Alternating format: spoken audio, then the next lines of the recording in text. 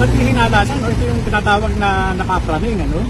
Nakakaawa siya dahil mukhang ito na yung epekto ng ipinagbabawal na gamot sa kanya. Nako po, grabe naman. Grabe ka naman, Morales. Makasabi ka nang napapraning yung Pangulo. Hindi pa nga napatunayan, di ba? Hindi pa napatunayan na gumagamit siya ng pulburon. Di ba? Hindi pa naman napatunayan na paborito niya yung pulburon. Tapos sasabi, napapraning. Sabagay, may punto din naman ito. Kasi yung PDEA leaks na yan, ay si Maharlika ang nagkalat niyan. Si Maharlika ang nagpakalat sa social media.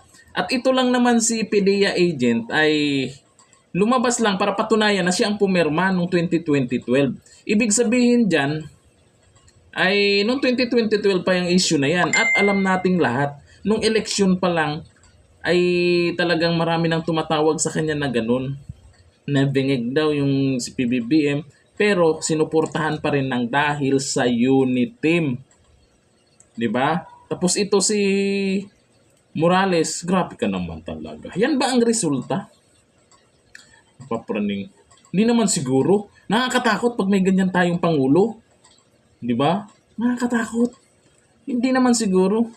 Mas maganda siguro magpa-test na si PBBM, no, para matapos na tong gulo. No, para matapos na. Daming nanawagan. Bakit ayaw? Napakabilis lang yan. Pag talagang malinis ka, anytime yan. 'Di ba? Ay sus kayo, sa tingin nyo, talaga bang resulta na yan o ano na yan na ganun daw? Praning, grabe naman kapag ano to si Morales eh. Yan dito na. Thank you. Bye-bye.